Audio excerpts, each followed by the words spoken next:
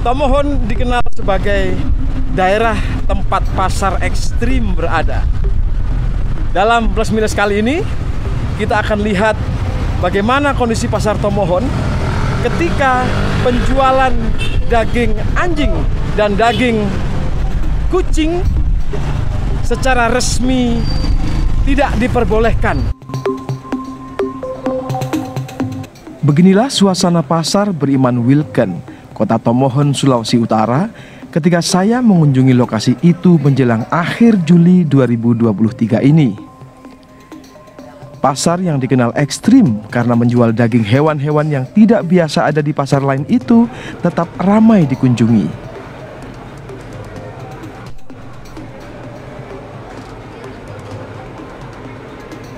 Ini saya ada di stand penjual daging ular. Nah, ini nih.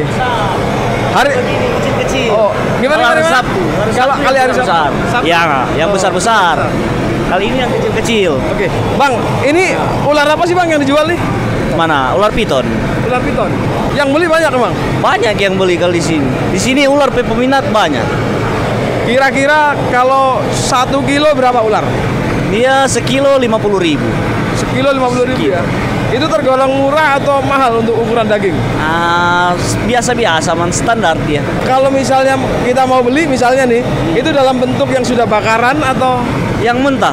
Beli yang mentah begini, baru bakar begini. Yang sudah dibakar ya? Oh, yang tuh. Ini apa ini Pak? Celeng. Babi ya? Hutan. Babi hutan lagi dibakar nih. Yang berbeda, di pasar ini, saya tidak menemukan penjual daging anjing dan kucing yang juga diperdagangkan. Padahal, daging anjing merupakan bahan makanan khas wilayah Tomohon dan sekitarnya. Awalnya itu dari dulu, kita punya sudah menjadi budaya dari dulu, orang-orang dari sejak lama memang itu menjadi makanan khas di termasuk Kota Tomohon juga. Dan itu memang sekarang itu untuk sementara sekarang ini masih ada diperdagangkan di pasar ekstrim di Kota Tomohon. Itu udah bertahun-tahun ya Pak ya? Udah bertahun-tahun Pak. Udah sejak saya lahir juga, saya sudah 57 tahun sudah, dan saya juga pernah mengkonsumsi itu, tapi sudah lama Pak. Ngomong-ngomong rasanya gimana sih Pak? Enak? Ya, enak Pak, enak. Ya, makannya enak. Jadi lalu tiba-tiba itu akan dilarang. Nah, kira-kira nanti masyarakat gimana tuh? Nggak cari-cari tuh? Oh iya, sebetulnya memang kami sudah mensosialisasikan, sudah disosialisasikan lama kepada masyarakat terkait dengan itu, sehingga nantinya ketika itu dikatakanlah dilarang seperti itu, masyarakat juga sudah mengerti karena terkait juga dengan penjelasan terkait dengan penyakit rabies. Karena anjing dan kucing adalah penyebar rabies, penyakit yang zoonosis. Jadi masyarakat sekarang sudah banyak yang sehingga di acara-acara pun, di acara-acara suka dan duka di Kota Tomohon itu memang sudah mulai berkurang. Saya belum bilang dia sudah habis, tapi sudah mulai berkurang. Tapi jadi awalnya nggak apa-apa, kemudian muncul usulan untuk stop perdagangan. Nah, ini kira-kira gantinya nanti daging apa untuk acara-acara itu? Kalau di sini kan banyak juga B2. Jadi pilihannya masih ada ya, masih ada. Juga ada B2, ada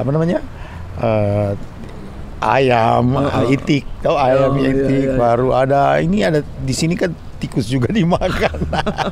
Artinya ini khusus anjing dan kucing yang nggak boleh ya? Khusus anjing dan kucing karena mereka bukan pangan asal hewan.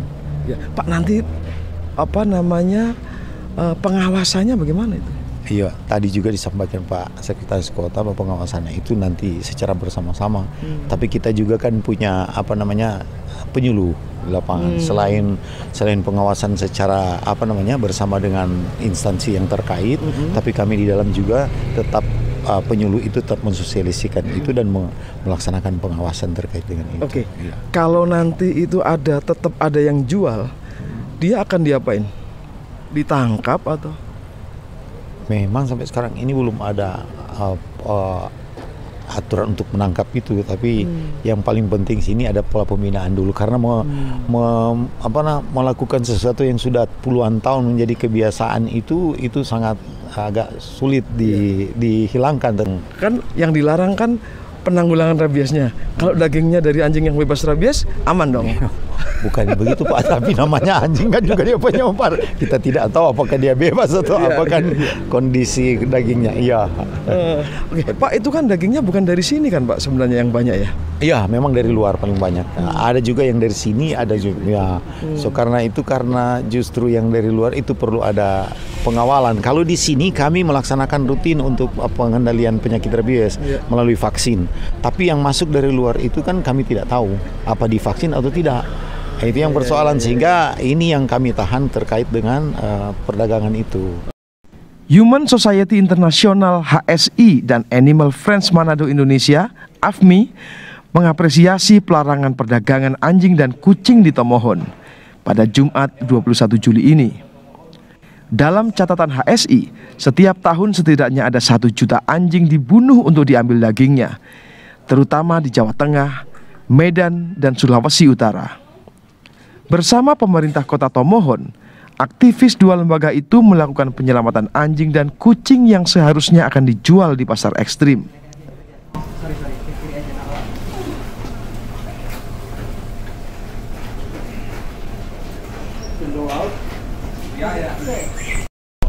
Oh yeah, well you've got the bad end. Yeah. People, ketua people. 21 anjing dan 3 kucing yang diselamatkan diambil dari tempat penjagalan dan dievakuasi ke lokasi penampungan tak jauh dari pusat kota.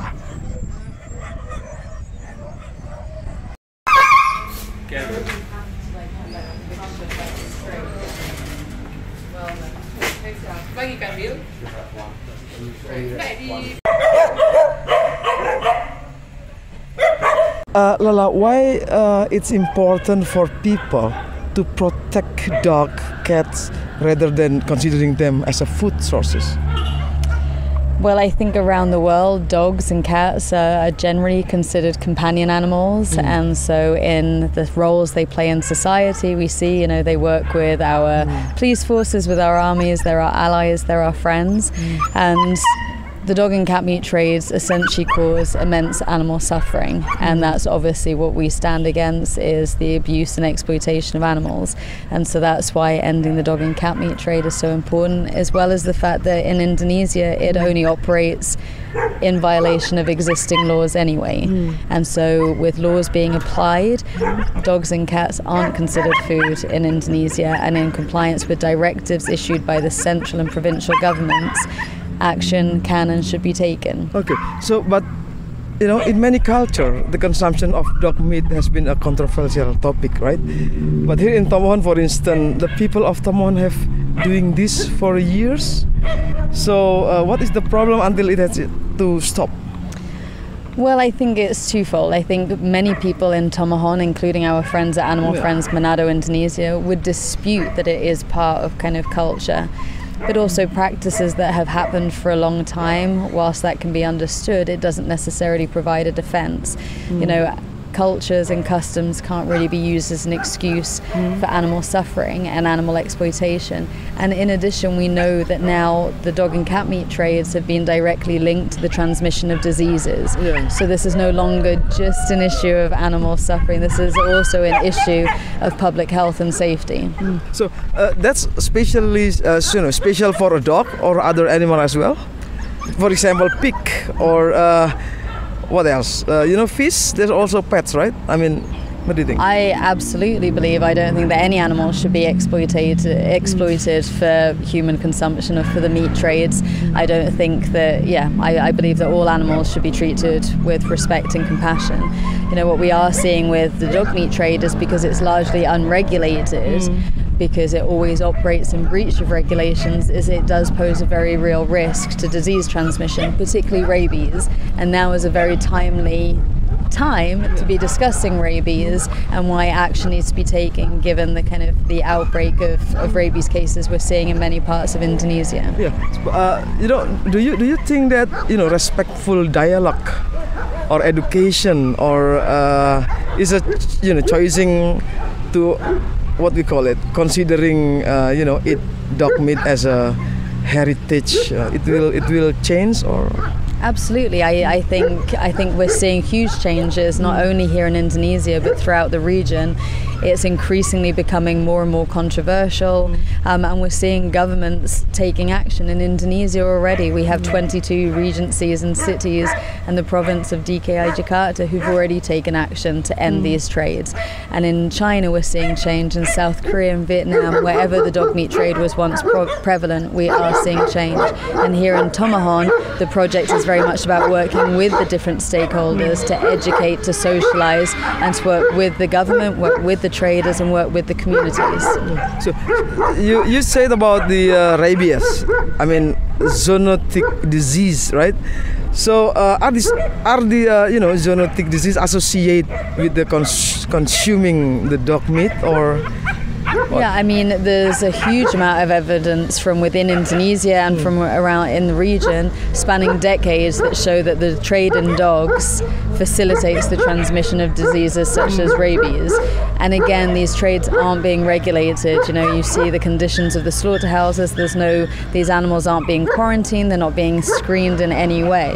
And so obviously that presents a huge risk to consumers as well. Okay. How about the environmental consequences?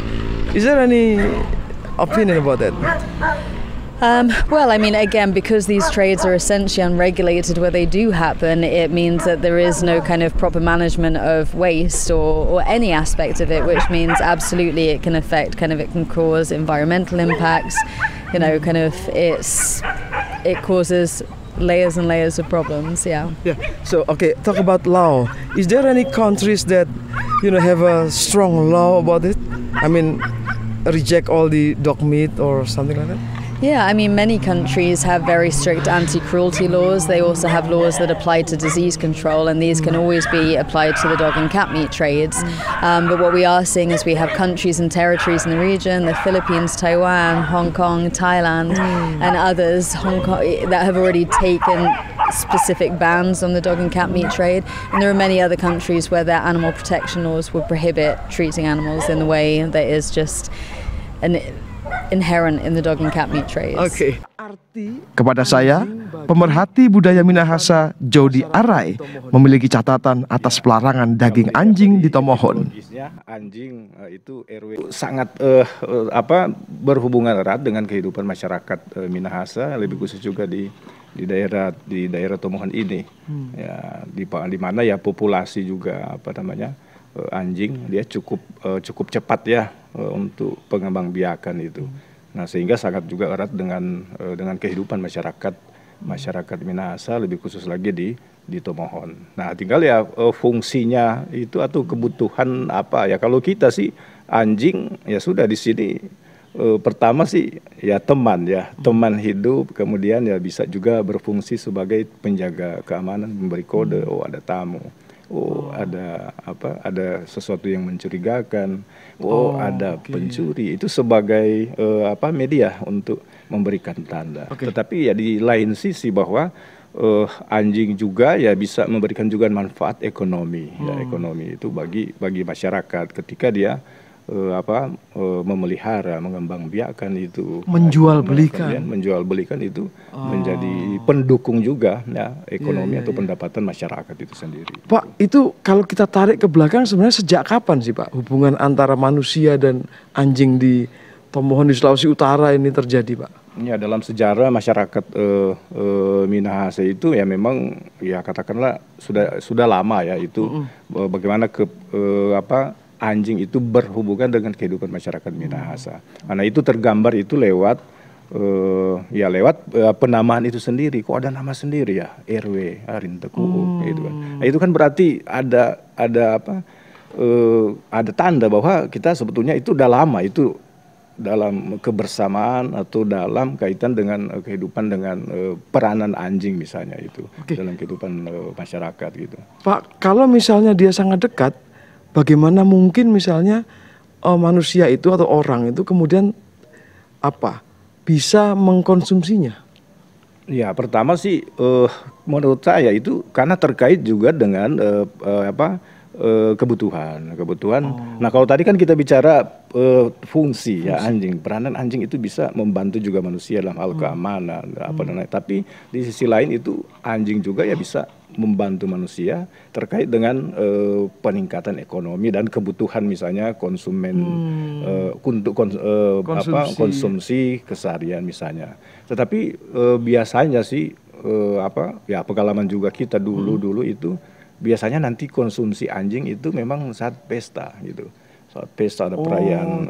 Tidak setiap hari juga Pak ya? Juga itu meskipun sekarang ya mungkin ya karena dengan perkembangan menjadi kota maka kebutuhan juga akan daging anjing itu tentu meningkat kan sehingga bukan menjadi lagi kayak dulu itu nanti makan daging misalnya anjing itu saat pesta gitu tapi gitu.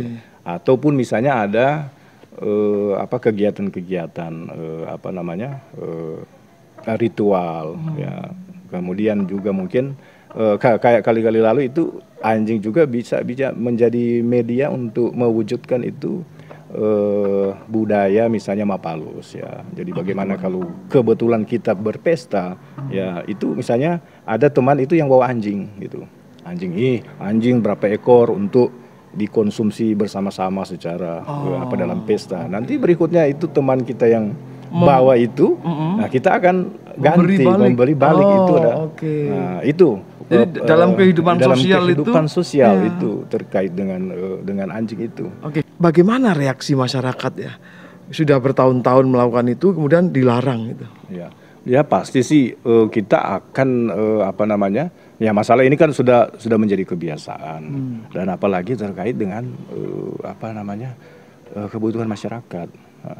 Ya ketika memang masyarakat itu masih juga pendapatan ekonominya itu masih di bawah, itu pasti anjing itu akan kuat ya fungsinya untuk memenuhi kebutuhan gitu. Sehingga kalau ada pelarangan ya menurut kita juga sih ya akan mengalami juga satu suasana yang ya pasti sih bertanya-tanya lah minimal seperti itu, apalagi ya terkait dengan fungsi daripada anjing itu sendiri dalam kehidupan masyarakat gitu. Pak, misalnya di pesta-pesta bisakah budaya untuk memakan anjing ini itu dialihkan ke misalnya daging yang lain gitu secara kultur? Ya memang sih tidak katakanlah tidak ada selama ini yang memberikan pakem atau aturan-aturan bahwa mesti daging ini misalnya daging ini untuk pesta-pesta. Tapi ini semata-mata memang ya sudah kebiasaan ya tradisi yang kebetulan ya katakanlah memang hewan itu ada ya berkembang dan sangat mudah didapat karena dia cara perkembangan biakan ikan itu kan mudah sekali dan sangat mungkin untuk menjadi ya bahkan dulu itu anjing juga kan itu ada yang mengatakan itu lambang juga kesejahteraan ya, lambang daripada kemapanan. Sekarang ini sudah ada aturan pemerintah. Menurut Bapak aturan pemerintah ini mampu nggak 100% menghapus perdagangan daging anjing dan kucing misalnya gitu di sini? Ya kita kira sih ini kalaupun toh itu memang harus jadi ada aturannya ya harus memang diberlakukan ke kehidupan keseharian dari masyarakat ya memang pastilah akan berproses ya. Meskipun ya proses ini ya butuh waktu panjang memang untuk terutama ya untuk memberikan penyadaran kepada masyarakat gitu.